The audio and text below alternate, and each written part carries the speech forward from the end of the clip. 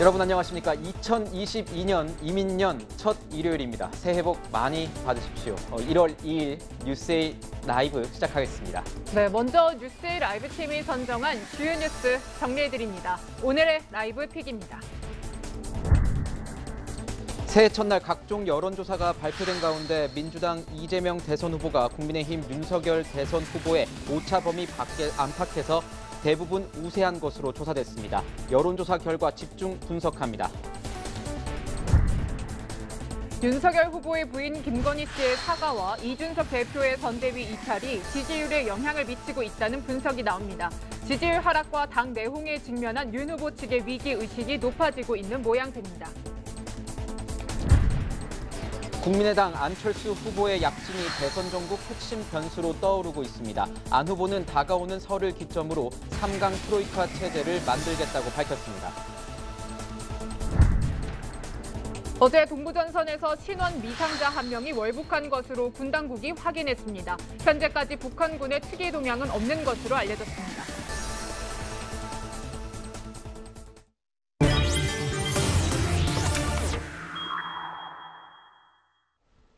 네, 뉴스 분석 함께할 세 분 소개합니다. 구자웅 동아일보 신동아팀 차장 김관옥 계명대 교수, 이두아 국민의힘 제10대 준비위원회 대변인과 함께합니다. 어서 오세요. 네, 올해 3월 열리는 이 대선 오늘로 66일 남았습니다. 70일 안으로 들어왔습니다. 이 새해를 맞아서 여러 이 대선과 관련된 여론조사들이 나왔습니다. 여론조사 내용 저희가 준비했습니다. 보면서 얘기 나눠보도록 하겠습니다. 자, 이 후보와 윤 후보 간 격차가 많게는 10% 이상, 12%까지 벌어진 조사도 나오고 있고, 1%포인트에서 5.6%포인트 이 오차 범위 내에서 접전을 벌이는 조사도 나왔습니다. 이재명 후보의 지지율이 지금 확인된 바에는 아직 40%를 넘지 못한 그런 박스권에 갇혀 있는 그런 모습도 보이곤 있는데요. 구자웅 우리 기자에게 물어보겠습니다. 이 흐름, 추세들 어떻게 보십니까? 네.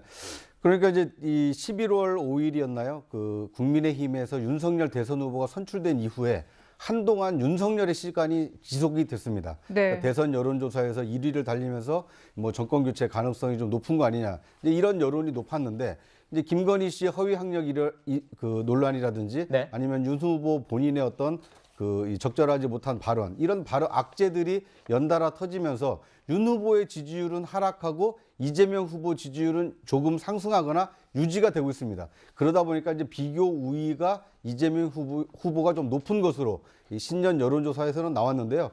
이제 실제로 좀 주목해서 봐야 되는 것은 윤 후보의 지지율 하락과 함께 안철수 후보의 지지율이 상당히 상승세를 타고 있다. 네. 어느 여론조사는 두 자릿수를 기록하기도 했는데, 그래서 윤석열의 시간이 가고 이제 곧 이재명의 시간이 와야 되는데 이재명의 시간보다는 오히려 안철수의 시간이 와서 이 야권 후보 단일화 국면이 펼쳐지는 거 아니냐. 네. 이런 여론조사 흐름을 좀 보여주고 있는 것 같습니다. 네, 지금 안철수의 시간이 오고 있다는 분석을 해주셨는데 최근에 이 지지율 흐름에 대해서 이재명 후보 그리고 민주당은 어떻게 생각하고 있을까요? 저희가 영상으로 준비했습니다. 실제로는 골든 크로스라기보다는 데드 크로스라고 판단이 됩니다. 상대 후보 진영에 이제 좀 이렇게 여론 지지가 떨어지면서 생긴 현상이지. 제가 I am still hungry 1위 감독이 16강 진출 확정됐을 때 했던 4강을 향해서 원래 50%를 넘겨야 이제 1대1 구도는 되는 건데 과연 지금의 4자 구도, 5자 구도 이게 1대1 구도가 되지 말란 법이 또 없잖아요. 거기까지 대비해야 되니까 최종은 50%를 넘겨야죠.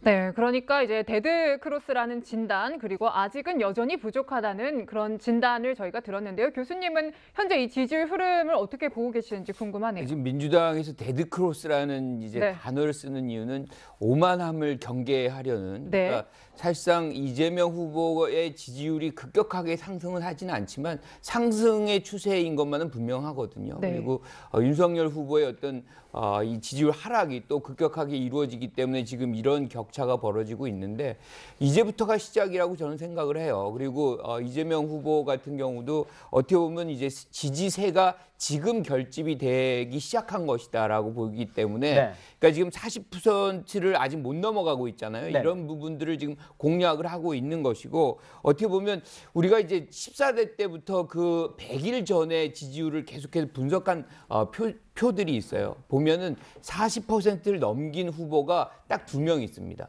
그러니까 김영삼 때부터 지금까지 쭉 오는 그 단계 속에서 이명박과 박근혜 후보만 40%를 넘겼고 나머지는 100일 전에 사실은 거의 30%, 20% 정도뿐이 안 됐던 100일 거거든요. 전 여론조사 그렇죠. 기준이죠. 네. 그러니까 지금 이 단계에서의 이재명 후보의 어떤 지지율이 그렇게 낮은 편은 아니다. 네. 그러니까 지금 어떻게 보면 진영표를 거의 흡수하고 중도표 영역으로 일단의 어떤 영역 확장을 하는 초기 단계이기 때문에 아직 40%는 공략이 안 된 것이지만 이 부분이 어떤 민생이라든가 경제라든가 좀 더 이제 캠페인을 가열차게 하게 되면 어떻게 보면 이제 40%까지 공략이 되고 그렇게 될 경우에는 뭔가 좀 안정적인 추세로 넘어갈 공산이 있고 그것이 추석 전에 이루어진다면 추석 민심을 장악하고 올라타게 될 가능성 추석이 아니라 예, 설날이죠. 설이죠. 설 민심을 네. 타고 올라가면서 2월에 민심이 고착화되는 이런 장면으로 넘어갈 가능성도 있다 이렇게 봅니다. 네, 김관옥 교수님 같은 경우에는 이제 뭐 집토끼는 어느 정도 뭐 정리가 된 것 같고 이제 산토끼들 이제 뭐 토끼라는 표현은 잘 안 쓰기도 하지만 요즘엔요. 이렇게 중도층 확장을 통해서 그 첫 단계 가고 있는 단계가 아니겠느냐 이렇게 설명을 또 해주셨는데 구정 차장은 또 어떻게 보십니까? 그러니까 이재명 후보의 지지율이 크게 상승세를 타고 있다라면 그 김관욱 교수님 말씀에 동의를 할 수가 있을 텐데요. 그런데 윤석열 후보의 지지율이 하락하고 있고 그 하락한 것이 고스란히 안철수 후보 지지로 지금 이전이 돼 있기 때문에 지금 여전히 보면 이게 뭐 단순 이 수치 합이 전체 여론을 반영하는 건 아니지만 윤석열과 안철수 지지율의 합이 여전히 그 이재명 후보보다 높습니다. 그러니까 여전히 지지율로만 보면 지형은 이 정권 교체 여론이 높은 상황이기 때문에 이재명 후보에게 유리한 국면이 펼쳐졌다. 이렇게 보기에는 좀 여전히 그 한계가 있는 상황처럼 보이고요. 앞으로 이재명 후보가 자신의 어떤 국정 비전이나 정책을 통해서 더 많은 국민의 지지를 끌어모아서 40%를 돌파하고 45%까지 근접한다라면 그거야말로 이제 뭐 대세론으로 갈 수 있는 이 길이 열리겠지만 지금 앞서 있는 국면만 놓고 보면 윤석열 후보 지지율이 빠진 것이 안철수 후보 지지율로 가 있는 상태이기 때문에 이것이 앞으로 어떻게 정리되느냐에 따라서 정권 교체냐 또는 정권 창출이냐 뭐 이것이 좀 갈라지지 않을까 하는 생각이 듭니다. 네, 안철수 후보와 관련된 이 약진과 관련된 내용은 저희가 잠시 뒤에 또 집중적으로 다뤄볼 테니까요. 시청자 여러분께서도 계속 지켜봐 주시기 바라겠습니다. 네, 자 이쯤에서 저희가 여론조사의 흐름을 좀 더 분석을 해보면 좋을 것 같은데요. 자, 추이를 한번 주목을 해서 지켜봐야 될 것 같습니다. 이재명 후보 같은 경우에는요. 한 주 사이에 4%포인트가 상승을 했습니다. 윤석열 후보는 그 사이에 1%포인트가 하락을 했어요. 그래서 이제 두 후보 간의 격차는요. 대변인님 11%포인트가 됐습니다. 이제 두 후보 각각 뭐 상승과 하락의 원인을 어떻게 진단하십니까? 근데 두 분이 거의 다 말씀을 다 해주셔서 네. 제가 덧붙일 말씀은 별로 없고요. 근데 송영길 대표랑 이재명 후보가 아주 겸손한 분들은 아니기 때문에 이분들이 데드 크로스라고 말씀하시는 거는 국민들한테 오만하게 비치지 않기 위해서 이제 중도층 외연 확장을 위해 노력하는 모습도 있지만 현실을 그대로 인식하는 거 아닌가 싶어요. 근데 저희가 여론조사를 보고는 항상 현실을 인식하는 게 중요한 것 같습니다. 이 여론조사 결과 하나하나에 일희일비할 필요는 없지만 네. 지금 두 분이 다 말씀하신 것처럼 이 추세는 지금 12월의 추세는 저희가 인정할 수밖에 없거든요. 이재명 후보는 이제 다른 방송에서 선대위 관계자가 이렇게 얘기하더라고요. 이재명 후보 선대위 관계자가 이재명 후보는 거북이처럼 차근차근 올라가 있고 그다음에 윤석열 후보는 내려가는 추세 아니냐 그랬는데 그런 부분을 인정할 수밖에 없고요. 그래서 그래서 이 부분에 대해서 근데 좀 전에 우리 구자영 차장님 말씀하신 것처럼 이 구도, 선거는 구도도 중요한데요. 구도를 봤을 때는 아직 정권 심판론, 정권 재연장론보다는 정권 심판론이 우위에 있기 때문에 그리고 안철수 후보랑 윤석열 후보 그 비슷한 지지층 이 합산이 네. 이재명 후보보다는 더 위에 있기 때문에 앞으로 역전의 가능성이 있다라고 생각하고요. 1월을 좀 주의해야겠죠. 1월이요. 왜냐하면 그거는 저희도 다 동의해요. 설 전에 굳어질 거다. 지금 오늘 66일 남았거든요. 예. 66일 남으면 그 설 전이 되면 이제 한 뭐 30일, 40일 남은 시점이 되면 그때 바뀌긴 어려워요. 설이 네. 지나고 네. 나면. 이미 마음이 예. 어느 정도 정해져 있는 상태가 되죠. 설이 지나고 나면 정말 어렵기 때문에 그 전에 이 1월이 뭐 이재명 후보나 윤석열 후보나 건곤일척의 가장 중요한 이 분기점이 되지 않을까 싶고요. 제가 너무 많이 쓰는 얘기지만 오늘 66일이지만 이게 66초일지 66분일지 아니면 정말 66일 그대로일지 66년이 될지 660년이 될지 알 수가 네. 없어서요. 모두 다 열심히 노력할 겁니다. 그렇군요. 네. 구자영 차장님께 여쭤보고 싶습니다. 네. 이 뭐 여론조사 같은 경우는 주식 차트에도 많이 비유하지 않습니까? 네네. 주식 가격, 뭐 악재를 만났을 때, 호재를 만났을 때 네. 치솟고 내려가고. 네. 지금 상황이 보면은 아마 장남 이재명 후보 같은 경우에는 장남의 도박 이 논란이었죠. 네네. 그리고 김건희 씨의 그 윤석열 후보 같은 경우는 부인 김건희 씨의 이 이력과 관련된 논란이 네. 있었는데 네. 이것들이 다 종합이 돼서 다 반영이 됐다고 지금 봐야 되는 겁니까? 그렇습니다. 이거 호재는 별로 없었고요. 악재가 이 대선 여론조사에 반영이 된 지표가 이제 지금 발표된 여론조사라고 볼 수가 있는데 그런데 이제 문제는 윤석열 후보가 이 악재를 끊고 다시 이 반등에 성공할 수 있느냐 여부입니다. 네. 그러니까 처음에 대선 후보가 됐을 때 40%에 근접하거나 약간 넘었던 여론조사로 회복을 한다라면 이제 다시 이 반등에 성공해서 정권 교체의 기수로서 인정을 받을 수 있겠지만 과거 2002년 대선 때처럼 노무현 후보가 국민 경선에서 선출된 이후에 60%에 가까운 지지율을 기록하다가 지방선거에서 지고 여러 가지 그 막말과 여러 논란 끝에 지지율이 급락하면서 정몽준 후보가 급부상하면서 결국 이 야권 단일 후보, 단일화 프레임에 좀 갇혔었고 네. 결국 이 여론조사를 이제 단일화한 경우가 있지 않습니까? 네. 마찬가지로 윤석열 후보가 이번에 자체적으로 이 당내 갈등을 봉합하고 선대위를 개편해서 어떤 국민의 마음을 얻지 못한다라면 결국 떠오르고 있는 안철수 후보의 단일화 프레임. 그러니까 단일화라는 것이 윤석열 후보나 안철수 후보가 원해서 하는 게 아닙니다. 네. 정권 교체를 바라는 국민이 윤석열 혼자로는 도대체 안 되겠다. 정권 교체를 함께 할 수 있는 파트너인 안철수와 손을 잡아라. 이런 여론의 압박이 강해지면 후보는 하고 싶지 않더라도 당도 원하지 않더라도 네. 결국 그 단일화를 받아들일 수밖에 없는 상황에 내몰릴 수 있기 때문에 아마 지금의 윤석열 후보, 윤석열 이 선대위로서는 상당히 좀 중대한 기로에 서 있는 것이 아닌가 하는 생각이 듭니다. 네, 후보 단일화와 관련해서는 여권에서도 지금 안철수 후보에게 계속 러브콜을 보내고 있다 이런 기사들이 나오고 있는 상황이기 때문에 어느 한 곳에 간다 이런 것은 아직 좀 섣부르지 않을까 이런 생각도 좀 들긴 하는데요. 저 교수님께 좀 하나 여쭙고 싶은 게 지금 보면은 가족 리스크가 굉장히 지난 한 주, 뭐 지난 해 말 굉장히 많이 터졌습니다. 장남 그 상습 도박 그 논란 이후에 이제 김건희 씨 사과까지 이어졌는데 그렇다면 어떻습니까? 지금 상황에서 윤석열 후보의 지지율이 많이 떨어졌다는 이 기사들, 여론조사들이 많이 나오는데 이것이 이것만큼 이제 바닥을 확인한 것이다. 이제 뭐 올라갈 일만 남았다. 이런 분석도 야당에서 나오고 있거든요. 교수님은 어떻게 보세요? 근데 올라가려면 뭐 수단이 있어야 될 거 아니에요. 네. 뭔가 국민들이 지지를 이제 보내줘야 되는 명분과 근거를 줘야 되는데 그러려면 뭔가 정책이라든가 비전이라든가 뭐 이런 것들이 나와야 되는데 지금 국민의힘에서 계속 하는 거는 어떻게 보면 네거티브 전략 외에는 잘 안 보이거든요. 그렇다 그러면 지금 지지율을 이끌 수 있는 뭔가 소재거리가 지금 부족한 상황에서 그건 약간 근거 없는 희망사항 아닌가라고 생각을 하고요. 아까 우리가 봤던 그 호감도 비호감도 한번 지표를 다시 보여주시면 저는 이게 이제 우리가 좀 전에 앵커 말씀하신 대로 뭐 도박 문제라든가 뭐 부인의 어떤 이력 문제라든가 이런 감정적이고 주관적인 영역에서의 어떤 변화를 만들어낸 것이라고 보거든요.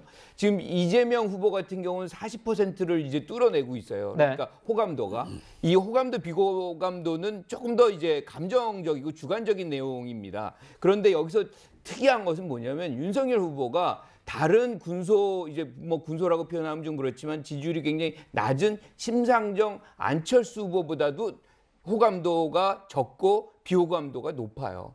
이거는 직접적으로 지금 뭐 어떻게 보면 이제 가족과 관련된 부분 그리고 본인의 어떤 막말, 장모의 어떤 뭐 유죄 뭐 이런 또 당내에서의 어떤 리더십 부재 네. 이것이 그냥 총체적으로 만들어지면서 비호감도를 높이고 호감도를 굉장히 떨어뜨리는 그래서 지금 어떻게 보면 최하의 어떤 상황을 만들어 놓은 것이 이것이 곧 저는 지지율과도 연동된다 뭐 이렇게 생각을 하고 이걸 바꾸지 않는 한 사실은 지지율 제고가 쉽지 않지 않나 뭐 이렇게 보는 거죠. 그렇군요. 네, 지금 뭐 후보별로 조금씩 차이는 있지만 호감도에 비해서 비호감이 높은 역대급 비호감 대선이다 이런 표현 정말 많이 들으셨을 것 같습니다. 저희가 비슷한 느낌, 이 느낌에 관련한 여론조사를 또 연결해서 준비를 해봤는데요. 느낌을 물어봤습니다. 유권자들에게요.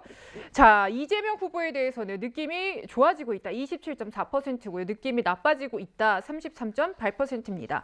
그리고 윤석열 후보 같은 경우에는 좋아지고 있다가 19.9인데 대변인님, 이 느낌이 나빠지고 있다가 50%가 넘게 나왔어요. 어떻게 보셨어요? 그러니까 이 부분에 대해서도 저희가 이제 하나하나 결과를 지금 이 부분 갖고 다 이거를 일희일비할 수는 없고요. 네. 추세를 살펴봐야 네. 되죠. 지금 이 시점의 여론조사의 결과는 비호감도가 좀 많이 높아지고 있으니까 이거를 그렇다고 저희가 일희일비하지 않는다고 해서 이 부분을 무시하거나 여기에 대해서 대책을 마련하지 않는 건 절대 아니고요. 네. 여기에 대해서 이런 조사 결과가 나오면 저희가 행보를 하는데 반드시 반영은 돼야 됩니다. 그래서 그리고 또 이 어떻게 하면 호감도를 높일 수 있느냐 이런 부분에 대해서 지금 진단이 있으니까 처방을 내려서 실행에 옮기도록 노력을 할 수밖에 없는데요. 지금 2030 자영업자 이런 데서 지지율이 빠지고 있는 건 사실이거든요. 그럼 이 부분을 회복하기 위해서 어떻게 할 거냐 이 노력이 필요한데 지금 오늘도 그 후보가 공약 발표를 직접 하고 있고요. 네. 그다음에 또 뿐만 아니라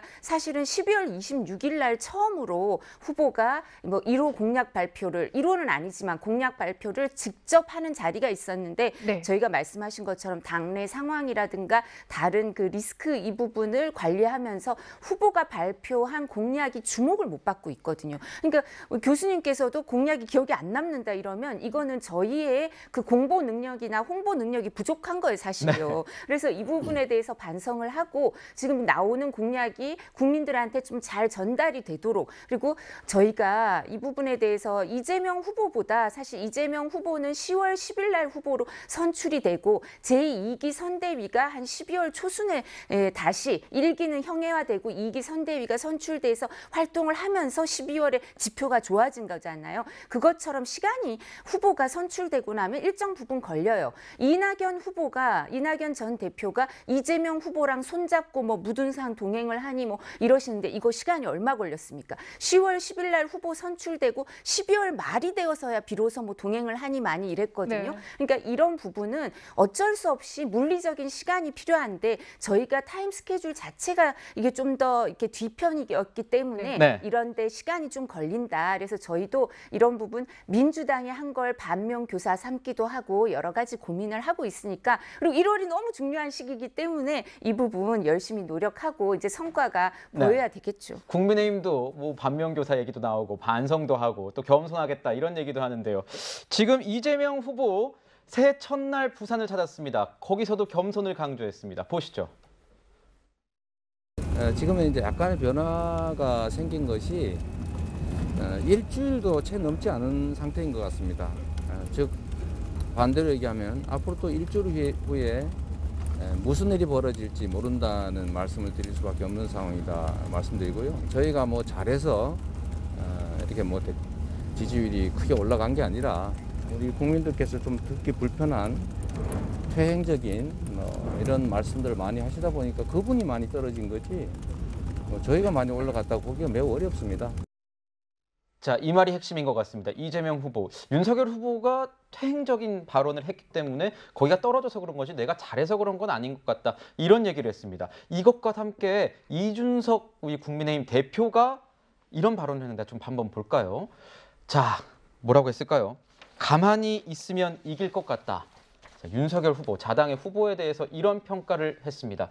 구자웅 우리 차장님, 많은 선거를 보지 않았습니까? 네. 이런 평가 어떻게 보십니까? 자당 후보에 대해서 가만히 있으면 이길 것 같다라고 평가하는 것도 저도 정치부 기자를 했지만 보기 힘든 그런 멘트긴 해요. 그러니까 이제 그 후보 리스크가 크다라는 것을 결국 이 국민의힘 대표인 이준석 대표가 인정을 한 꼴인데요. 그런데 이제 지난주 여론조사가 이렇게 크로스가 된 이 국면을 보면 이재명 후보는 어쨌든 경쟁자였고 오랫동안 만나지 못했던 이낙연 후보와 오찬 회동을 하고 또 다른 경쟁자였던 정세균 후보를 후원 회장으로 영입을 하면서 네. 이 정권 창출을 위한 원팀을 꾸리는 이 모양새를 갖췄습니다. 물론 여러 가지 비전도 제시를 했지만 어쨌든 함께 뛴다라는 이미지를 만들어낸 데 반해서 이 윤석열 후보나 이준석 대표 지금 어제 현충원에서 잠깐 네라는 한마디밖에 안 나눴다는 거 아닙니까? 그러니까 이게 정권 교체를 위해서 그러니까 손을 맞잡고 힘을 모아도 될까 말까 한 상황인데 이 서로 내홍을 겪고 있고 갈등을 보이고 있고 자기들만 그런 것이 아니라 그걸 모든 국민들이 알 수 있게 지금 이 갈등이 표면화되고 있지 않습니까? 이런 모습을 보면서 과연 저 후보와 저 당으로 정권 교체가 가능하겠는가? 이런 불안 심리가 이 지지율 하락으로 나타났기 때문에 그러니까 이준석 대표의 분석이 일리는 있습니다. 네. 그러니까 윤석열 후보가 워낙 말씀하시는 것이 네. 이 득표보다는 어떻게 간표 요인이 되기 때문에 가만히 있는 것이 오히려 이길 수 있다. 이렇게 코치는 해줄 수 있는데 과연 그 코치를 당의 대표가 후보를 향해서 하는 것이 적절했느냐. 이거에 대해서는 좀 이론이 있을 것 같습니다. 네, 자, 지금 이러한 윤석열 후보의 지지율 흐름에 대해서 김종인 위원장은 어떻게 진단하고 있을지도 궁금해지는 대목인데요. 저희가 목소리 준비했습니다. 듣고 분석 이어가겠습니다. 1월 말에는 최소한도 우리가 지금에 겪고 있는 이러한 현상을 극복했다는 것을 느꼈을 적에 우리가 이번 한 달 선거를 함으로 인해서 3월 9일 선거를 우리의 승리로 가져올 수 있다고 생각합니다. 그래서 저는 여기 선대위에 참여하고 있는 모든 분들에게 다시 한번 강조를 드립니다. 지금 별로 시간도 없고 그냥 아무런 생각 없이 보낼 시간적 여유가 절대로 없습니다. 네, 그러니까 여유가 없다라고 위기의식을 강조하면서 굉장히 구체적으로 1월 말이라는 시점을 언급을 했어요, 대변인님. 아까 저희가 또 분석할 때 이게 나오긴 했지만 아무래도 이제 설 민심 이거를 의식한 거겠죠.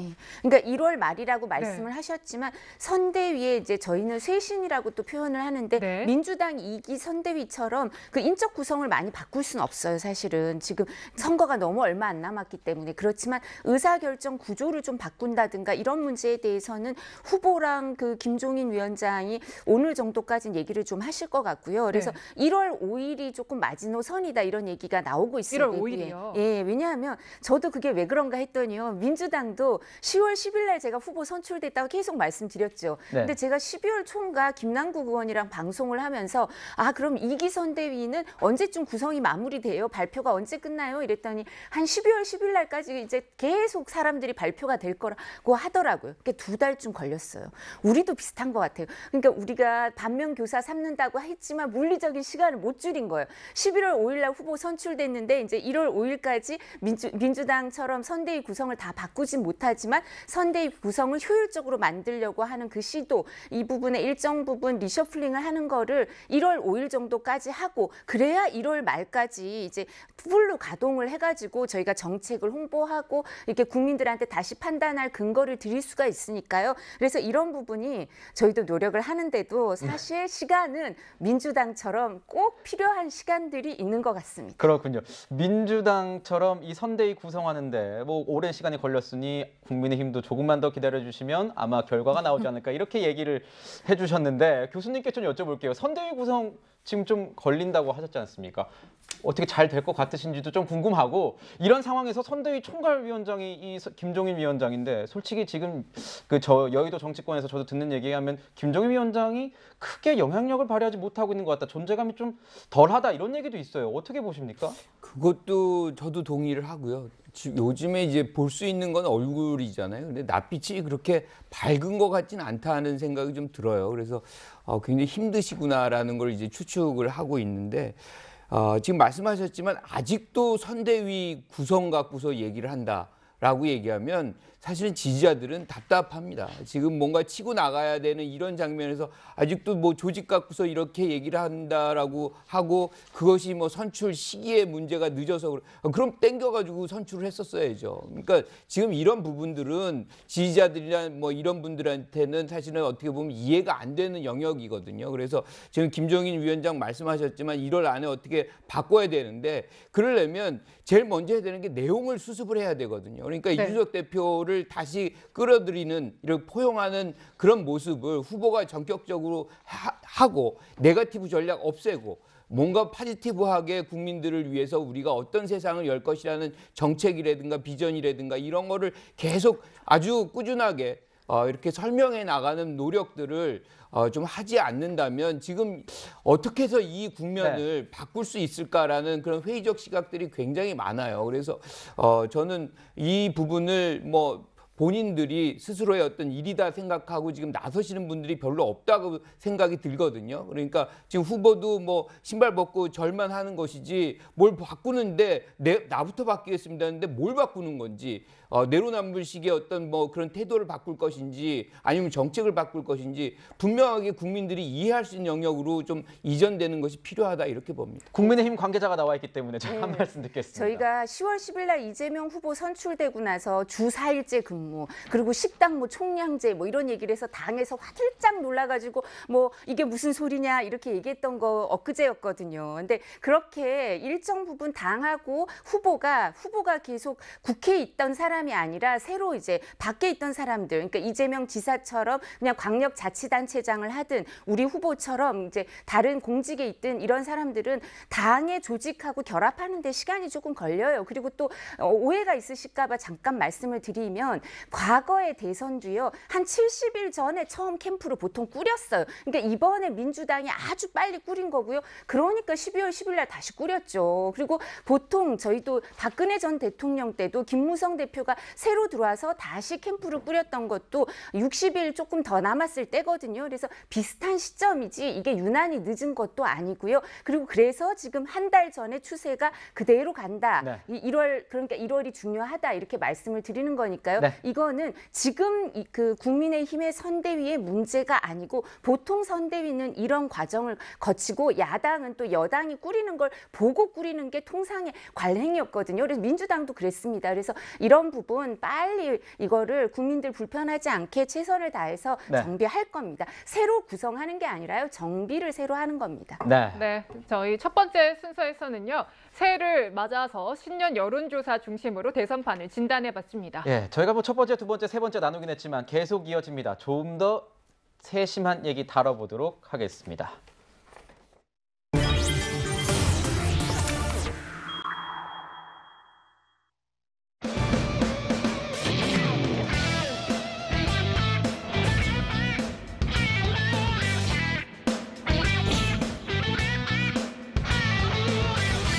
문재인 정부와 이재명 정부는 그러면 다른 거냐 같은 거냐 이렇게 묻는다면 다르기도 하고 같기도 하다 이렇게 말할 수밖에 없습니다.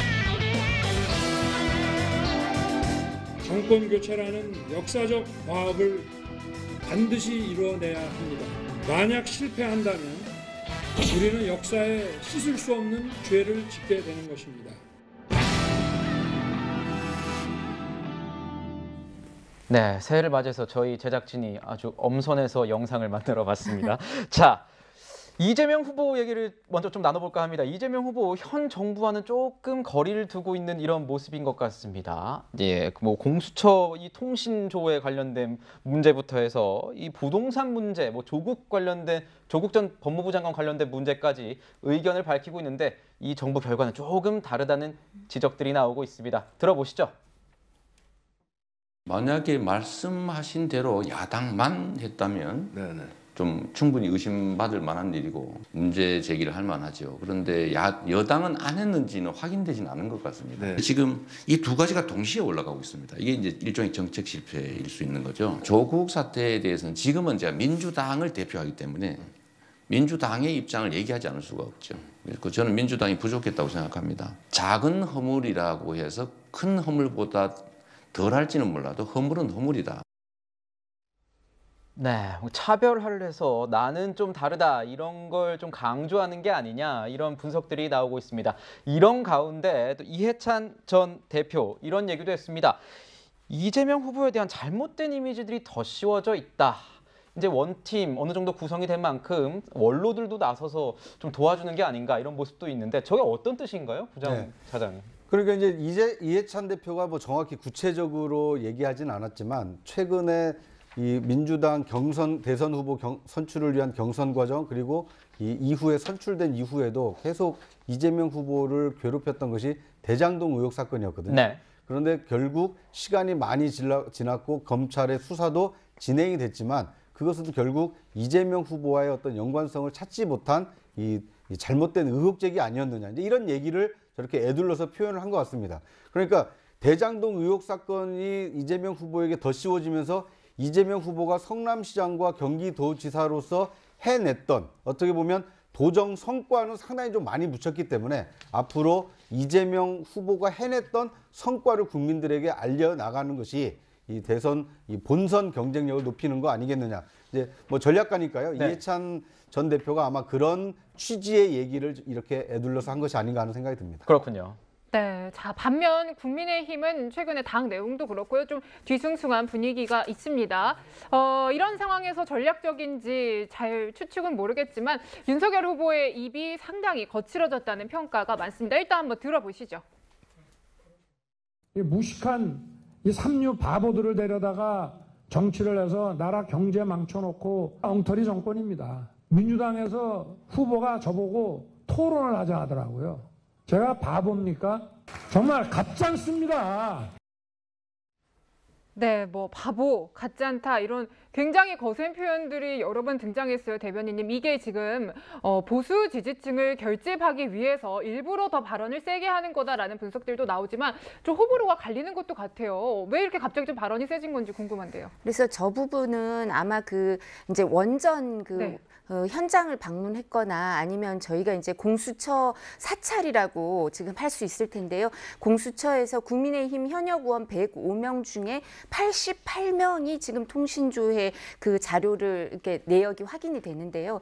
그게 전체 현역 의원들 중에 한 84%인데 아직도 남아 있을 수도 있어요. 왜냐하면 확인하는데 한 일주일 걸리니까. 네. 그런 보고를 받고 거기에 대해서 또 일정 부분 저런 마음이 드신 게 아닌가 싶어요. 그리고 대구 경북에 가면 또 지지자들이 열성 지지자들이 있어서 현장에서 말씀을 할 때는 말씀 자료보다 그 현장에서 반응을 보면서 분위기나 이런 현장에서 게, 그런데 조금 영향을 받는 것도 있으신데 근데 지금 아마 피드백을 이런 부분 그 대구 경북이고 그런 특수성, 그날의 특수성이 있었지만 조금 이렇게 거친 표현이 있었다 이런 이 피드백을 받으셔가지고 그래서 아마 그 부분 배려를 하실 거고요. 그리고 또 그래서 이제 아마 또 이런 생각이 있으셨던 것 같아요. 이재명 후보에 대해서 왜 저런 표현을 하냐 하면 저희가 이재명 후보 말 바꾸기 시리즈 이런 거를 정리를 해가지고 있는데 뭐 부동산 세제에 대해서도 뭐 2019년 6월이나 아니면 2020년, 2021년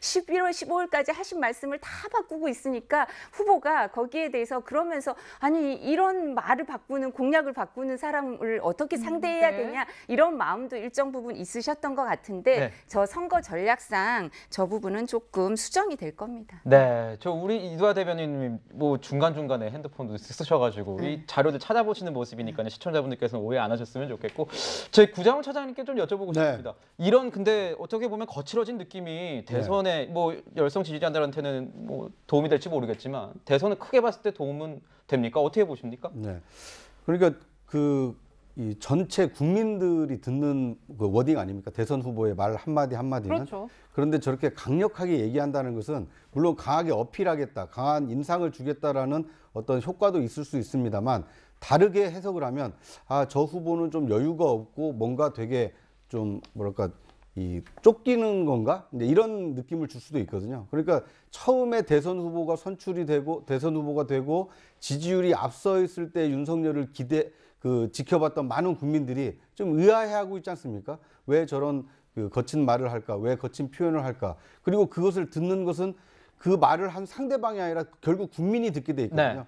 그러니까 듣는 국민을 좀 고려한다라면 윤 후보의 저런 말씀은 오히려 득표를 위해서라면 오히려 자제하는 것이 더 좋지 않을까. 뭐 앞서 이준석 대표의 말씀을 다시 돌려드리자면 네. 그냥 가만히 계시는 게 이기는 데 도움이 되지 않을까. 네. 저런 말씀이 반복되다 보면 중도층에 아직 이 누구를 지지할지 어느 정당을 지지할지 결정하지 않은 국민들에게는 좋은 느낌보다는 나쁜 느낌을 줄 수 있기 때문에 간표 요인이 되지 않을까 하는 생각이 듭니다. 네, 구자용 차장님의 개인적인 경험이 담긴 그런 뭐 조언이었다고 저는 뭐 평가하겠습니다. 네, 뭐 이준석 대표의 발언이 자주 등장하고 있는데 사실 이제 윤 후보와의 갈등은 좀처럼 수습은 되지 않는 것 같은 분위기입니다. 이런 과정을 수습하기 위해서 이제 김종인 위원장과 이준석 대표가 만났다라고 회동을 했는데 사실상 빈손 회동이었다라는 평가가 나왔거든요. 그 회동 이후의 목소리 들어보시죠. 입장 변화는 없고 뭐 제가 봤을 때는 김종인 위원장과 뭐 상황 공유 정도 하고 뭐 선대위의 변화를 포함해서 이길 수 있는 방향으로 가는 어떤 변화가 필요하다는 얘기를 하고 있는 거고요. 그게 제 복귀나 이런 것은 전제 조건도 아닐 뿐더러 만나실 생각은 없습니다. 네, 지금 뭐 상황도 이런 가운데 어제 같은 경우는 좀 보면은 새해 첫날에 이제 현충원에서 좀 마주쳤더라고요. 오랜만에. 근데 뭐 아까도 얘기가 좀 나오긴 했습니다만 상당히 썰렁한 분위기였어요. 뭐 새해 복 많이 받으라고 덕담을 건넸더니 뭐 네 이렇게 한마디만 하고 끝났다라는 거예요, 교수님. 뭐 이런 둘 사이의 미묘한 분위기도 그렇고요. 뭐 앞서 이제 얘기 나왔던 윤 후보의 거친 발언도 그렇고 어떻게 지켜보시는지요? 당 대표가 지금 선대위에 들어가 있지 않는 사례는 한 번도 없었어요. 그러니까 이거는 굉장히 이례적인 거고 지금 아까 윤 후보가 새해 복 많이 받으시라고 사실 네. 연배도 훨씬 많잖아요. 그런데 여기서 같이 화답을 하지 않고 내로 저렇게 하는 자세 굉장히 오만한 자세거든요. 그러니까 아까 우리가 얘기 나온 것 중에 뭐 가만히 있으라. 구도는 좋은데 후보가 부족하다. 뭐 이 얘기거든요, 사실은. 그런데 저는 대표로서는 자기의 본연의 역할이 있는 것이다라고 생각을 하고 네. 하루빨리 이제 그 역할을 해야 되는데 뭐 아무래도 이준석 대표도 정치인이잖아요. 그러면 뭔가 명분을 줘야 되거든요. 그러면 이 명분을 김종인 위원장이 못 준 거 아닙니까? 실패한 거기 때문에 아쉬운 건 윤 후보예요. 어떻게 하든 지금 상황에서 결집을 시켜가지고 선거를 치러서 이겨야 되는 사람은 주인공은 윤 후보이기 때문에 지금 어떤 형태로든 뭐 집 앞으로 찾아가든 뭘 하든 포용적인 자세를 해서 그걸 이끌어내는 그런 노력을 해야 되는데 그 노력도 지금 안 하고 굉장히 감정이 상해 있잖아요. 이런 부분들은 리더십에 아주 심각한 타격을 주는 부분인 것이고 아까 이제 우리 막말 얘기 나왔는데 그 막말의 그 워딩 내용이 굉장히 심각해요. 중범죄자, 미친 거 아니야, 바보들, 삼류. 이거는 어느 국민들을 굉장히 사실은 인격적으로 비하를 하는 거거든요. 이런 부분들이 다른 사람도 아니고 뭐 선대위와 다른 사람도 아니고 후보 입에서 나왔다는 거는 굉장히 사실 심각합니다. 그리고 지금 본인에게도 굉장히 안 좋아요. 그러니까 자신의 어떤 지지층을 결속시키려고 이렇게 강한 발언을 할지 모르지만 지지자들도 왜 이렇게까지 하지? 불안해합니다. 그러면서 동요하기 시작해요. 왜 이렇게까지 하는 상황이 돼버린 거 아닌가라는 그런 어떤 불안감을 지지자들도 갖게 되는 거거든요. 특히나 중도층이나 2030 젊은 층은 굉장히 합리 추구적이거든요. 그리고 이제 어떻게 보면 굉장히 유연하고 이런 이 실리 위주로 가는 분들이기 때문에 이런 강한 거친 발언에 대해서는 굉장히 거리를 두거든요. 그래서 저는 굉장히 마이너스 난 그런 워딩이다. 뭐 이렇게 생각을 합니다. 김종인 위원장도 이런 상황에서 굉장히 위기기를 느끼고 있다 이렇게 말했습니다. 듣고 이야기 계속 나누도록 하겠습니다. 우리 국민들이 새로운 정부의 탄생을 갖다가 간절하게 기대하고 있다고 생각합니다. 최근에 나타난 현상을 볼 것 같으면 저는 선대위를 책임지는 사람으로서 매우 위기적인 느낌을 갖다가 가지고 있습니다. 지금 별로 시간도 없고 그냥 아무런 생각 없이 보낼 시간적 여유가 절대로 없습니다. 자, 아까 김관옥 교수님께서 말씀해 주실 때는 김종인 위원장이 이준석 대표를 이렇게 끌어들이는데 실패한 게 아니냐 이런 얘기를 했는데 이두하 대변인께 여쭤볼게요. 어떻게 보십니까? 실패한 겁니까? 아니면 이준석 대표 나중에 또 합류할 가능성은 지금 어떻게 보시는지 좀 궁금하네요. 그래서 제가 이 방송하면서도 계속 이렇게 뉴스 기사나 보면서 이 발언을 실시간으로 체크를 하거든요. 김종인 위원장이나 뭐 이준석 대표나. 왜냐하면 이준석 대표도 방송을 많이 하시니까 어디에 나오셔서 또 말을 하고 계실 수가 있어서 그 내용을 저희가 빨리 좀 파악하고 따라잡아야 네. 되거든요. 그래서 뭐 후보 일정이야 저희가 알고 있지만 그래서 이런 부분 이 찾아보고 있는데 김종인 위원장이 실패했다 이 말은 적절하지 않은 것 같고요. 제가 아까 말씀드렸지만 1월 5일까지라는 그런 어떤 내부의 그런 그 타임 테이블이 있기 때문에 물론 빨리 되면 좋죠. 되도록 빨리 하려고 하는데 항상 보면 국민들은 내부에서 이런 갈등이 있다 이런 걸 별로 안 좋아하셔요. 우리 지지층들도 그렇고요.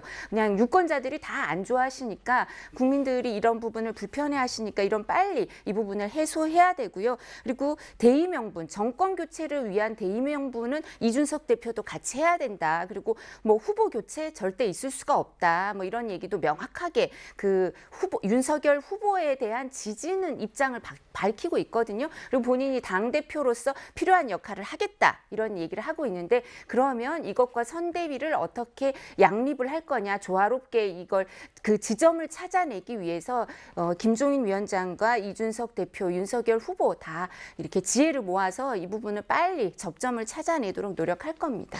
네, 1월 5일이라는 이런 타임테이블 어떤 데드라인. 그러니까 이거는 제 개인적인 말씀이고 그렇죠. 이렇게 네. 뭐 정해진 건 절대 없습니다. 정해진 건 예. 아니지만 예. 그때까지 됐으면 좋겠다 이런 말씀을 주셨는데요. 구재용 차장님께 좀 여쭤볼게요. 네. 근데 정치라는 건 저도 정치부 기자 얼마 안 됐지만 또 이렇게 선배 모시고 제가 또 배우기도 했고 정치라는 건 항상 뭐 상대방이 있는 것 아니겠습니까? 맞습니다. 누가 하나 잘못된 게 아니다. 네. 상대방 둘이서 이제 그래서 이제 논의의 장이 또 필요한 거고 이런 건데 네. 지금 이준석 대표, 뭐 윤석열 후보 둘 중 하나 누가 뭐 잘못했다고 평가할 수 있는 상황은 아닌 것 같은데 네. 이 상황에서 이준석 대표 어떤 스탠스를 가져야 되는 겁니까? 네. 좀 궁금해요.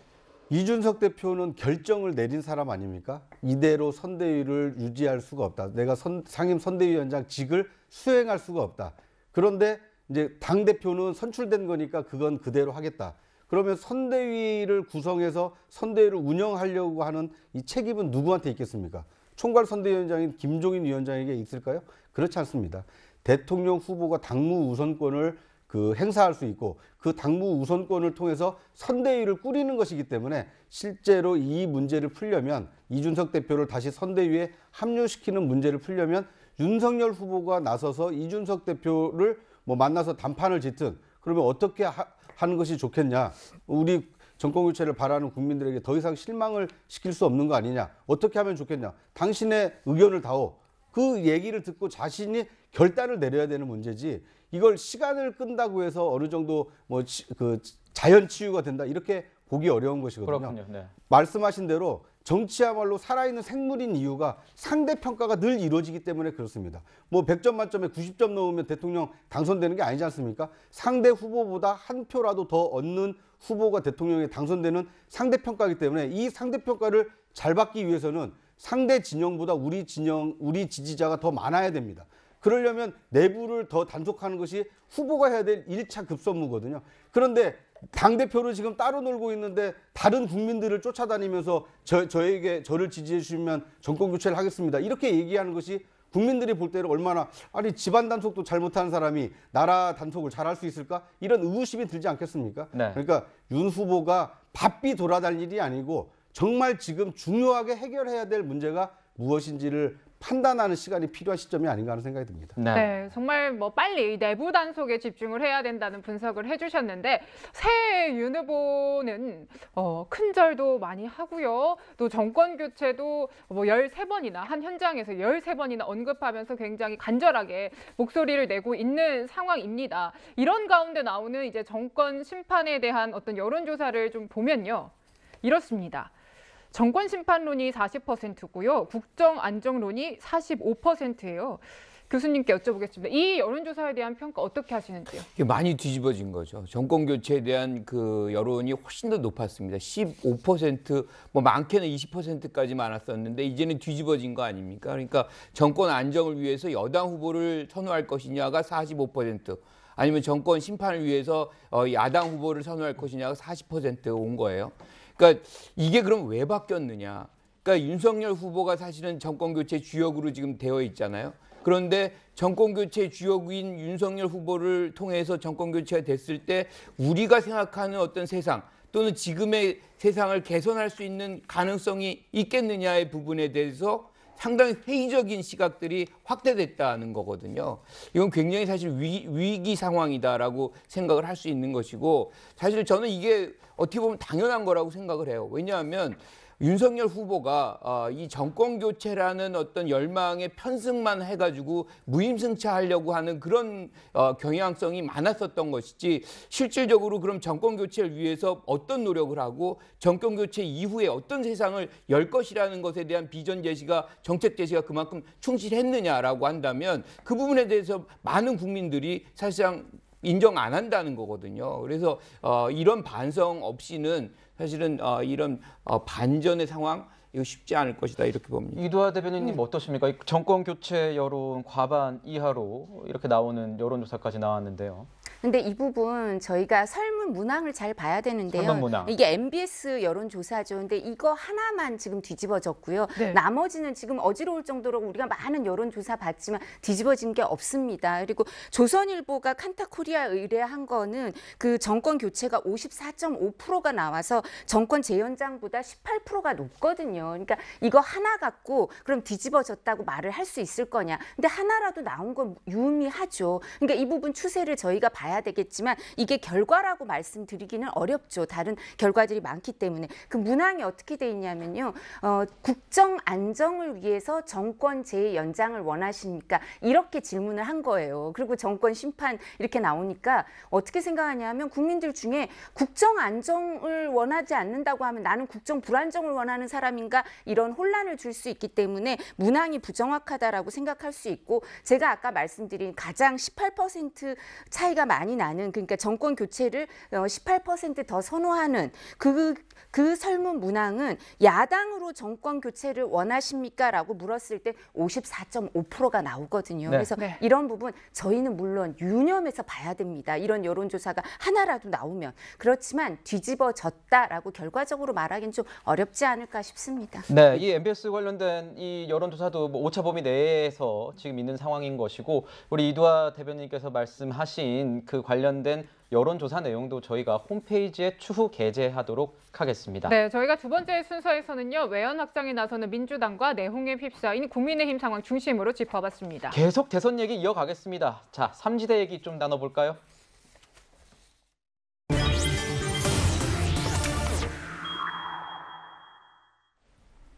자, 구자홍 차장님이 아까부터 계속 얘기하셨던 내용입니다. 이 안철수 후보의 약진이 두드러진다, 안철수의 시간이 왔다, 이렇게 얘기를 해주셨습니다. 윤 후보의 이 지지율이 주춤한 사이에 안철수 후보의 이 지지율이 10%까지 올랐다는 여론조사 결과도 나와 있습니다. 어떻습니까? 이 정도면 캐스팅 보트가 될 수 있는 겁니까? 지금 현재 상태로 보면 충분히 캐스팅 보트를 행사할 수 있고요. 앞으로 윤석열 후보가 이준석 대표와의 내홍을 빨리 갈등을 봉합하고 지지율을 회복하지 못한다라면 윤 후보는 계속해서 이 지지율 하락세를 이어갈 가능성이 크고, 그 하락세의 반대편에 있는 안철수 후보의 상승률이 이어진다라면, 만약에 윤석열과 안철수 지지율의 격차가 점점점 좁혀지는 상황이 현실화된다라면 야권 후보 단일화, 정권 교체를 위해서는 이 윤석열과 안철수 둘 중에 하나가 대표 주자가 돼야 된다. 두 사람이 힘을 합해야 된다. 이제 이런 여론이 강해질 것으로 예상을 합니다. 네. 네, 지금 뭐 좀 연령대별로 지지율도 한 번 더 살펴보면은 이제 이 여야 가리지 않고 대선 후보들이 공을 들이고 있는 청년층의 표심을 저희가 준비를 해봤는데, 눈에 띄는 게 안철수 후보만 20%를 넘었습니다. 대변인님. 어떠세요? 예. 어떻게 평가하시는지 궁금해요. 윤석열 후보를 지지하던, 그러니까 제가 아까도 2030 네. 자영업자가 하락했다라고 말씀을 예, 드렸는데요. 일정 부분 이제 안철수 후보한테 가 있는 게 아닌가 이런 생각을 하게 되고요. 그래서 아까부터 구자홍 차장님이 계속 이제 단일화, 연대 이 얘기를 해주시는데, 그 민주당 쪽에서는 연대, 연정 이런 얘기를 하더라고요. 그래서 송영길 후보가 제가 기억하기로 12월에 한 2번 정도 안철수 후보한테 제안을 하면서 뭐 1월에는 이재명 후보가 또 직접 얘기를 할 거다, 그러면서 연정까지 얘기가 나왔는데, 그 안철수 후보의 명확한 발언은 이렇더라고요. 송영길 대표가 계속 민주당 대표죠. 연대, 연정 이런 얘기를 하니까 헛된 꿈 꾸지 마라라고 네. 하면서 어떻게 얘기하냐면, 문재인 정부 심판을 같이 할 거냐 이렇게 묻더라고요. 그랬더니 연합정부론이 나오니까 거기에 대해서는 오늘자 보도에 의하면 내가 대통령을 하고 이재명 후보가 국무총리를 하면 연합정부 가능하다 이렇게 얘기를 하시더라고요. 네, 그렇군요. 최근 지지율 변화에 대해서 안 후보도 체감을 하고 있다 이렇게 얘기를 하고 있습니다. 들어보시죠. 지금 20, 30대가 너무나 어려운 사회 경제적 환경에 처해 있습니다. 그런데 지금 대선에서 거대 양당 후보는 계속 서로 비난하거나 또는 과거에 발목 잡는 그런 말만 하지 청년의 미래, 대한민국의 미래에 대해서 말하고 있지 않습니다. 대한민국의 미래에 대해서 그리고 청년의 정책에 대해서 말하고 있는 유일한 후보가 바로 접니다. 제 진정성이 조금씩 전해지는 것으로 생각합니다. 저는 당선대로 나왔습니다. 제가 정권 교체해서 반드시 더 좋은 대한민국 만들겠습니다. 자, 김관욱 교수님. 네. 자, 설쯤 해서 3강 트로이카를 만들겠다. 이재명, 윤석열, 안철수 이 3강의 구도를 만들겠다. 어떻게 보십니까? 가능하다고 보십니까? 저는 안 후보의 희망사항이라고 생각을 하고요. 저는 3강의 어떤 트로이카가 아니라 1강 2중의 모습으로 나타날 가능성이 매우 높다. 그러니까 10%는 훨씬 올라갈 공산이 있어요. 한 네. 10%대 중반 정도. 그만큼 이제 윤 후보가 이제 추락을 하겠죠. 이제 이렇게 되면은 40%, 20%, 15% 이 정도 선상에서 이제 움직일 공산이 있다고 보는데 중요한 거는 이제 이렇게 되면 단일화 요구가 발생할 거 아닙니까? 그런데 서로에게 단일화에게 있어서는 자신들이 주인공이 돼야만 하는 것이지 여기서 본인이 내려놓고 상대에게 후보를 자리를 준다 이런 거는 있기가 굉장히 어렵거든요. 그래서 저는 그럴 가능성, 단일화의 가능성도 굉장히 낮게 보는 것이고 그리고 몇 차례에 걸쳐서 안 후보 같은 경우는 철수한 경험이 있습니다. 지금까지도 이번에도 한다 그러면 사실 정치권에서 신뢰를 받기 굉장히 어려운 측면이 있기 때문에 저는 정치 공학적인 어떤 상황으로 다시 재현될 가능성보다는 오히려 정책 경쟁을 통해서 실질적으로 누가 더 적합한 후보인지를 경쟁하는 것이 국민들이 원하는 바다 이렇게 생각합니다. 네. 네, 지금 안철수 후보의 상승세가 탄력을 받으니까 이에 대해서 윤 후보는 이렇게 말했습니다. 들어보시죠. 저나 우리 안 후보님이나 이 정권을 교체해야 된다는 그 열망은 마찬가지로 강하다고 생각을 합니다. 한번 소통을 좀 할 생각을 가지고 있는데요. 네, 윤 후보 국민의힘의 이제 러브콜이 이어지고 있는데 이 안 후보에 대한 러브콜은 여야 가리지 않고 이어지고 있습니다. 민주당도 비슷한 분위기입니다. 들어보시죠. 경계 없이 유능한 사람 또 실력 있는 사람들을 최대한 배치하겠다는 말씀으로 실용내각, 통합내각 이런 말씀을 드렸습니다. 그 노가 그 강도가 그렇게 높지 않았다고 보고요. 문재인 대통령께서 다시 출마하는 선거가 아닙니다. 본인의 단독의 힘으로 집권할 수가 있으면 모르겠지만 네. 쉽지 않지 않겠어요?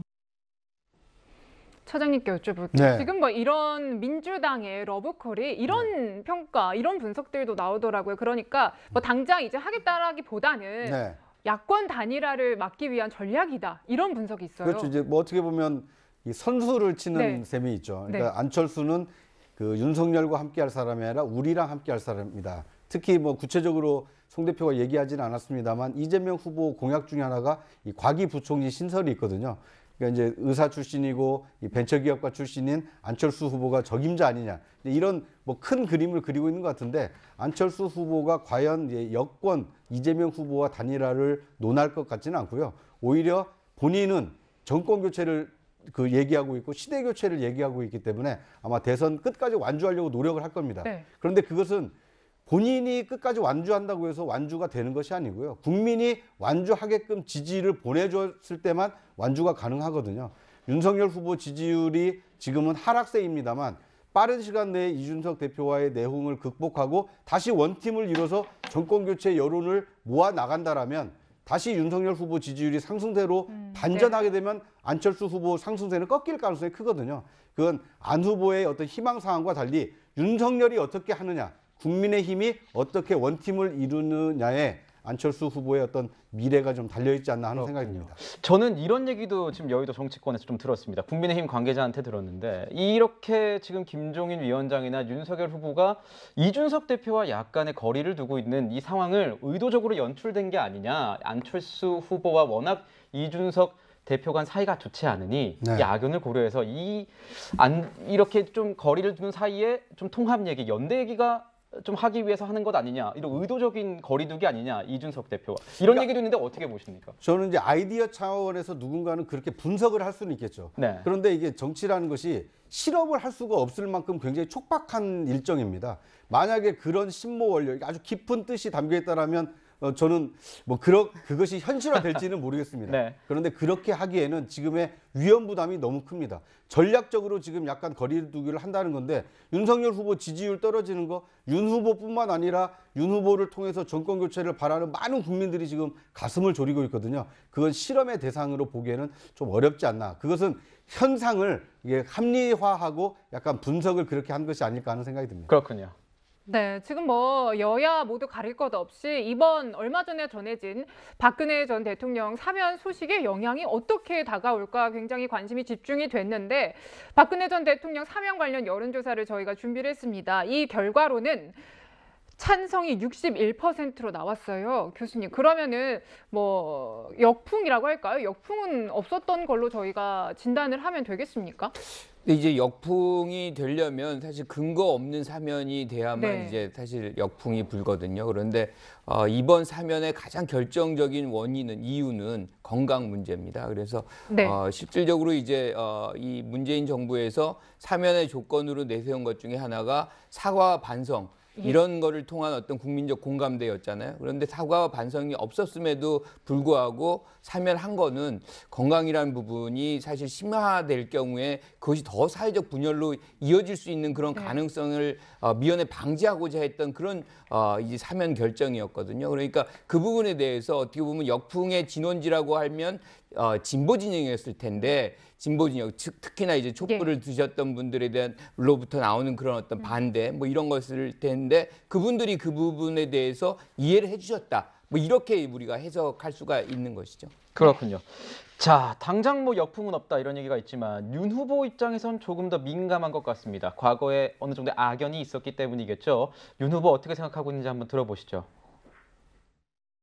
제가 아직 그 책을 읽어보지는 못했습니다만은 저는 지금 정치인입니다. 제가 공직자 신분으로서 또 그 법 집행을 한 부분과 국민의 통합 이런 것들을 저는 지금 생각해야 되는 입장이고 박근혜 전 대통령의 건강 회복이 좀 빠른 쾌유를 늘 빌고 있습니다.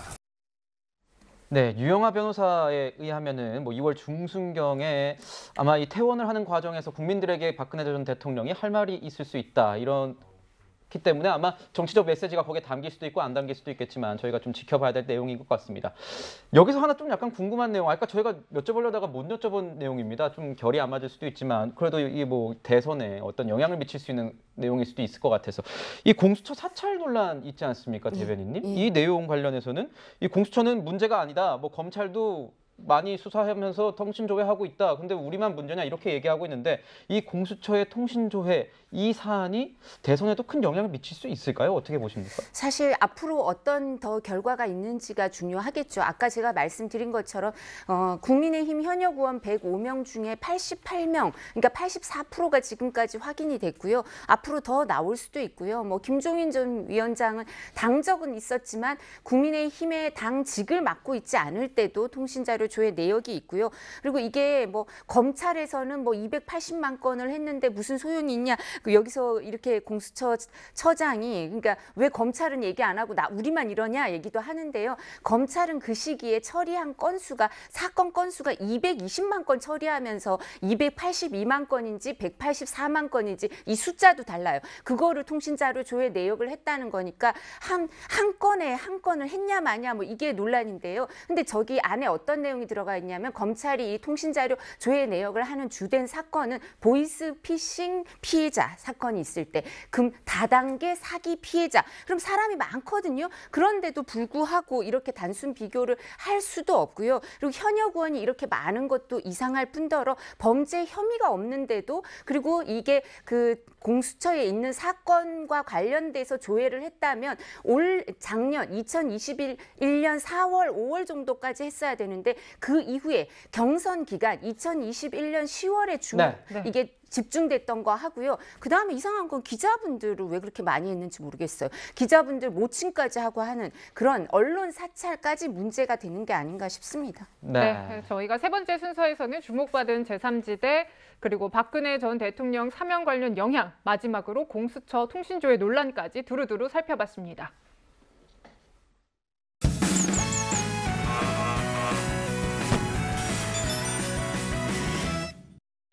이민년 새해가 밝았습니다. 지난 한 해를 돌아보니 우리를 화나게 하는 일들 무수히 많았습니다. 우리의 눈앞에서 벌어진 끔찍한 사건 사고는 우리의 간담을 서늘하게 했습니다. 사회 지도층의 무능과 일탈은 우리를 한숨 짓게 했습니다. 코로나는 우리를 멈춰 세웠습니다. 그렇게 불신, 불의, 불법, 불통이 한 해를 잠식했습니다. 화가 났고 상처받았고 슬펐습니다. 하지만 어둠이 있는 곳에 빛이 있고 악이 존재하기에 선이 존재하듯 우리는 엄혹한 이 시대 누군가에게 따뜻한 온기가 되길 주저하지 않았습니다. 사랑이 있는 곳에 삶이 있다는 간디의 말처럼 2022년 새해 첫 화나요 뉴스는 누군가의 뜨거운 사랑이 누군가의 따뜻한 삶이 담긴 좋아요 뉴스로 대신할까 합니다. 전북 전주시 노송동에 얼굴 없는 천사가 이번에도 어김없이 찾아왔습니다. 그가 남기고 간 상자에는 5만 원권 지폐 다발과 동전이 든 돼지 저금통이 편지와 함께 담겨 있었습니다. 소년 소녀 가장 여러분 힘내시고 새해 복 많이 받으세요. 불우한 이웃을 도와주시고 따뜻한 한 해가 됐으면 좋겠습니다. 22년째 이어진 이름도 직업도 알 수 없는 천사의 발자취에 경의를 표합니다. 이웃을 향해 건네는 이 손길은 왜 늘 작게만 느껴질까요? 따뜻한 손길을 기다리는 어두운 곳에 저의 작은 소망을 올해에도 약소하지만 놓고 갑니다. 10kg 쌀 60포대를 남기고도 적고 변변치 못해 송구하다는 그의 진심에 절로 고개가 숙여집니다. 1년간 아끼고 아낀 생활비를 모아 소외계층을 위해 써달라며 기부한 기초생활수급자 80대 부부. 폐지를 주워 팔아 모은 돈 1,000만 원을 조용히 맡기고 사라진 노인. 소아암을 앓는 어린이를 위해 수년간 길러온 머리카락을 자른 여군. 대한민국 국민의 한 사람으로서 감사하다는 말씀을 전해드립니다. 지난 한 해 우리 사회를 지탱하고 이끈 건 여러분 모두의 작은 선행들이었음을 믿어 의심치 않습니다. 좋아요 뉴스에서 다 소개하지는 못했지만 수많은 착한 뉴스들이 지난 한 해 우리 곁을 조용히 지켜왔습니다. 올해는 화나는 일보단 웃을 수 있는 일, 가슴 따뜻해지는 일들이 더욱 많아지길 바랍니다. 1월은 희망이라는 것, 허물 벗고 새로 태어나겠다는 다짐이 살아있는 달. 그렇게 살 수 있는 1월은 축복이다. 희망 가득한 1월의 마음가짐이 올 한 해 여러분과 함께하길 기원합니다. 지금까지 좋아요 뉴스였습니다.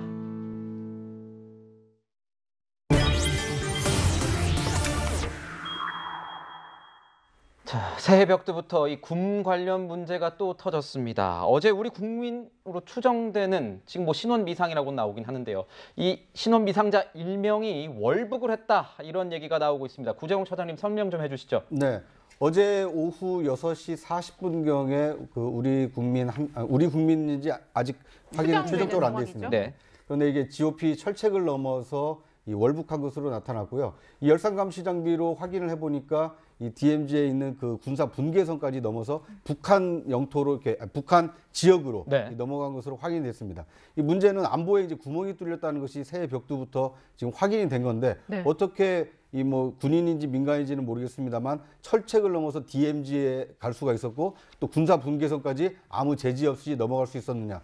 결국 이 그 군 부대의 이 경계 실패 아니냐? 이 안보에 구멍이 뚫렸다 이런 이 지적을 피할 수 없을 것 같습니다. 그렇군요. 네, 그러니까 이 상황을 좀 짚어보면요. 일단 즉시 대응하지 못했다라는 점 하나가 있고요. 그리고 두 번째 신원 확보에도 실패했다라는 겁니다, 교수님. 네. 그러니까 군 대응의 이 비판을 피할 수가 없을 것 같은데요. 그렇죠. 3시간의 공백이 있어요. 그러니까 GOP에서 나중에 이게 확인된 건데 네. 첫째를 넘어가는 시간이 오후 6시 40분이고 MDL을 넘어가는 것이 9시 20분으로 돼 있거든요. 네. 그 사이에 어떤 공백이 사실상 벌어졌다. 그리고 이 지역이 작년에도 또 월북과 그렇죠. 관련된 문제가 또 발생했던 지역이거든요. 이 그 오리발 귀순 그렇죠. 관련된 내용이 있지 않았습니까? 그러니까 이게 자꾸 같은 지역에서 이런 일들이 벌어지게 되면 이거 자체로서 그 부대의 명예가 실추가 될 뿐만 아니라 국군의 어떤 그 신뢰 뭐 이런 것까지 같이 매도될 수가 있거든요. 그래서 이거는 조금 더 심각하게 2중, 3중으로 좀 관리할 필요가 있지 않나 이렇게 생각합니다. 구자원 사장님 보면은 22사단이 아까 말씀해주신 네. 것처럼 뭐 노크 기순, 오리발 기순, 거기에 지분 월북까지 굉장히 계속 뚫리고 있다 이런 인상이 있는데 왜 이런 겁니까? 네. 이 우리나라 지금 그 DMZ 군사 분계선을 지키고 있는 것이 군인으로 알고 계시죠?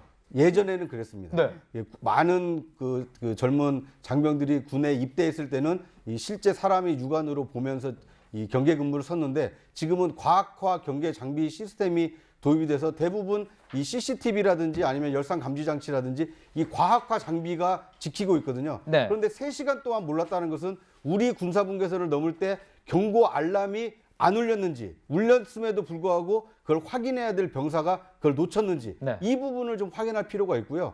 또 한 가지는 결국 군사 분계선을 넘어갈 때 3시간 뒤에 알았다는 것은 3시간 동안 누군가는 우리 그 영내에 있는 이 군사 분계선 인근을 돌아다녔다는 사실 아닙니까? 만약에 이것이 북한의 어떤 그 무장한 사람이 돌아다녔다면 우리 안보에 얼마나 치명적인 이 악영향을 끼치겠습니까? 네. 이번 계기로 해서 과학화 경계 시스템이 과연 과학적으로 이 경계 업무를 수행을 하고 있는지 이 점도 따져봐야 될 시점이 아닌가 하는 생각이 듭니다. 네. 네, 자 마지막으로 월북 관련 속보까지 빠르게 전해드렸습니다. 세 분 말씀은 여기서 마무리하도록 하겠습니다. 감사합니다.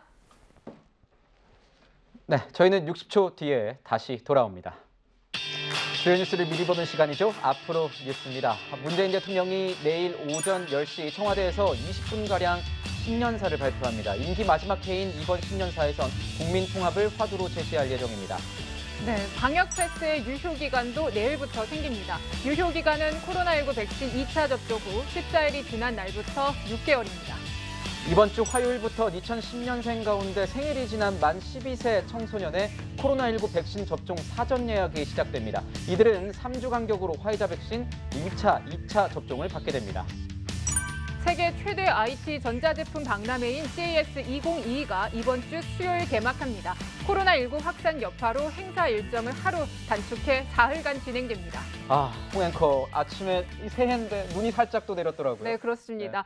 낮 새벽부터 중부지방을 중심으로 비나 눈이 왔는데요. 낮부터는 차차 맑아지고 추위도 좀 누그러집니다. 낮 기온은 그러면 어느 정도입니까? 네, 낮에는 서울 2도, 부산 11도입니다. 어제와 비슷하거나 조금 높은 건데요. 공기는 탁합니다. 경기 남부와 충북은 미세먼지 농도가 종일 나쁨 수준 보이겠습니다. 그렇군요.